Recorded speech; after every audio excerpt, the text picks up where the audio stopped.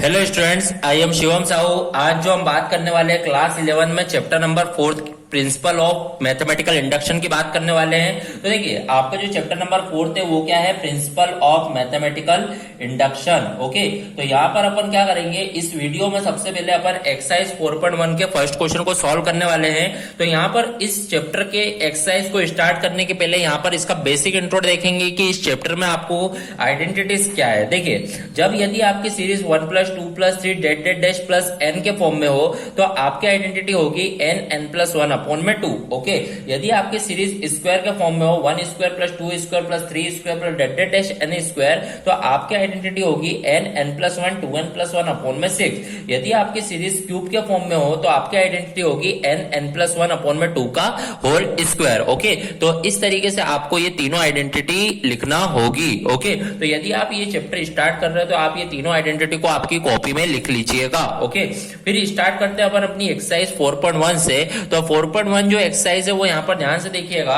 यहाँ पर लिखा हुआ है prove the following by using the principle of mathematical induction. Okay, आपको प्रूव करना है by using the principle of mathematical induction. अब यहाँ पर प्रिंसिपल ऑफ मैथमेटिकल इंडक्शन का यूज करके कैसे प्रूव करना है वो अपन इस क्वेश्चन को करके समझेंगे। देखिए, जब भी आपको प्रिंसिपल ऑफ मैथमेटिकल इंडक्शन का यूज करके किसी भी सीरीज को यदि प्रूव करना है तो सबसे पहले आपकी फर्स्ट स्टेप होती है कि आपको P1 फाइंड करना है, देन आपको PK फाइंड करना होता है, देन आपको PK+1 फाइंड आउट करना होता है। ओके, अब वो कैसे करना होता है वो आपको इस वीडियो को ध्यान से, इस क्वेश्चन को करते समय ध्यान से देखना होगा।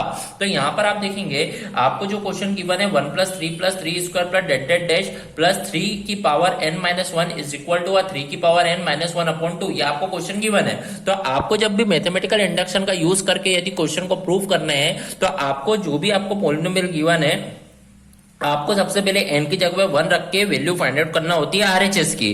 तो n की जगह पे 1 रखेंगे तो 3 की पावर 1 होगा 1, 3 की पावर 1 होगा 3, 3 - 1 कितना होगा 2, 2 अपॉन 2 कितना हो जाएगा 1। इट मींस P ऑफ 1 पे जो वैल्यू आई है वो कितनी आ चुकी है? आपकी 1 आ चुकी है। अब जैसे ही आपकी 1 आ चुकी है तो अब आपको क्या करना होगा? k पुट करना होगा n की जगह। इट मींस आपको PK फाइंड आउट करना होगा।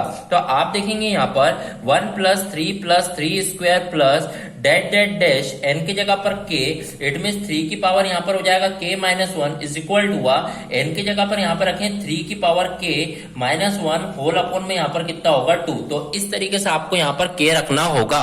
तो यहाँ पर आपने k भी रख दिया। अब यहाँ पर आपको क्या है कि k रखने के बाद आपको क्या बोलना पड़ेगा कि यहाँ पर अब क्या होगा, एक स्टेप भले यहाँ पर लिख देता हूं, we need to prove we need to prove for k+1.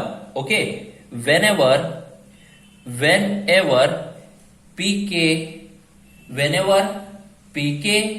is true.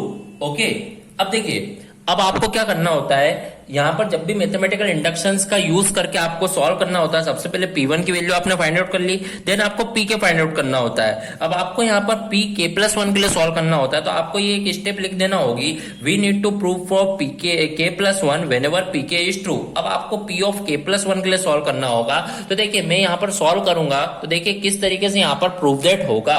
तो यहाँ पर यदि मैं P ऑफ k+1 के लिए यदि सॉल्व करूंगा तो मैं देखूंगा 1 + 3 + 3² plus that that dash 1 + 3 + 3² plus that that dash plus 3, यहाँ पर लिखा है n-1 तो n की जगह पर मैं k+1 और -1 इज इक्वल टू RHS में भी 3 की पावर k+1 -1 अपॉन में 2। तो यहाँ पर देखूंगा 3 की पावर k+1 और यहाँ पर -1 होल अपॉन में 2। तो इस तरीके से मैंने यहाँ पर क्या कर दिया है, पुटअप कर दिया है k+1। ओके, अब देखिए k+1 पुटअप कर दिया है। अब यहीं पे आपको करना होता है जो भी है। तो देखिए 1 + 3 + 3² plus that that dash plus 3 की पावर +1 से -1 गया, इट मींस 3 की पावर k बचा। तो आप देखेंगे 3 की पावर k+1 -1 होल अपॉन में 2। तो ये आपका फाइनली इस तरीके से इक्वेशन बन जाएगी। ओके, तो इस तरीके से जो भी आपकी फाइनल इक्वेशन बनेगी, तो आपको यहाँ पर क्या करना होता है, जो भी आपका आरएचएस पार्ट बना है k+1 पुट करने के बाद, तो आपको एलएचएस और आरएचएस को दोनों इक्वली बताना होता है। अब वो किस तरीके से बताते हैं आपको यहाँ पर ध्यान समझना होगा। देखिए, जैसे ही आपने k+1 पुट करा, तो आप देखिए आपकी इक्वेशन ये बन चुकी है। अब यदि आपको हमेशा क्या करना होगा, जो भी आपका 3 ऑफ k है उसका एक कम करना होगा। तो मान लीजिए k का एक कम करेंगे, जैसे 1 + 3 स्क्वायर प्लस डेट यदि 3 ऑफ k का एक कम करेंगे तो कितना आ जाएगा, 3 की पावर k-1, और ये प्लस 3 की power k same as it is equal to, ये तो आपको प्रूव करना ही है, तो आपको ये इसको सेम एज इट इज लिखना होगा।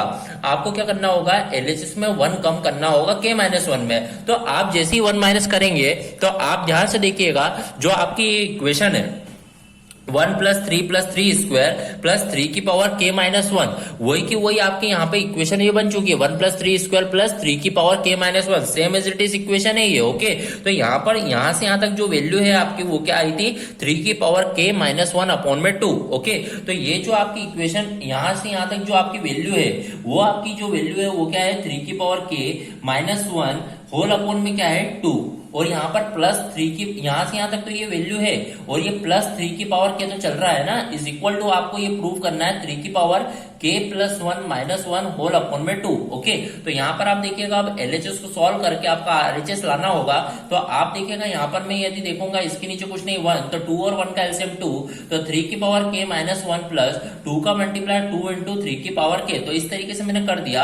अब मैं देखूंगा 3 की पावर k, 3 की पावर k इन दोनों में से कॉमन आएगा, तो यहाँ पर ब्रैकेट में बचेगा, इधर कुछ नहीं है मतलब 1 बचा और इधर +2 बचा। ओके, और ये -1 को मैं ऐसे लिख दूंगा, होल अपॉन में जो है वो क्या चल रहा है 2। ओके, तो इस तरीके से मैंने देखा, ये बचा है 3 की पावर k, और 1 + 2 यहाँ पर होगा 3 -1 होल अपॉन में मैंने देखा 2। ओके, तो यहाँ पर आप देखेंगे बेस से मतलब पावर क्या हो जाएगी प्लस, इट मीन ये हो जाएगा 3 की पावर k+1 और ये -1 होल अपॉन में 2। ओके, तो इक्वल टू में देखूंगा जो मेरा आरएचएस था वो भी क्या है, यही है। ओके, 3 की पावर k+1 -1 अपॉन में क्या है 2। ओके, तो इस तरीके से आपको यहाँ पर प्रूफ दैट करना होगा by using a mathematical induction. Okay, mathematical induction यदि आपको सॉल्व करना है तो क्या करना होता है, सबसे पहले 1 पुटअप करना होता है, जो भी वैल्यू फाइंड आउट हुई है आप बोल दीजिए p ऑफ 1 इज ट्रू।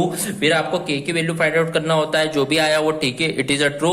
अब we need proof for k+1 whenever pk is true. अब आपको क्या करना होता है, k+1 के लिए सॉल्व करना होता है, k+1 को फाइनली सॉल्व कर दीजिए। फिर क्या होता है, 1 कम करना रहता है आपको, 1 कम करिए, फिर आप देखिए जो भी आपकी इक्वेशन बनेगी वो k की बनेगी, और आपको वैल्यू पुटअप करके एलएचएस पार्ट को सॉल्व करके एलएचएस और आरएचएस को क्या करना होता है, इक्वल करना होता है। ओके, तो इस तरीके से यहाँ पर क्वेश्चन कंप्लीट होगा। So here our question number 1 of exercise 4.1 is completed. If any doubt in this question, then comment in the comment box. Okay, thank you.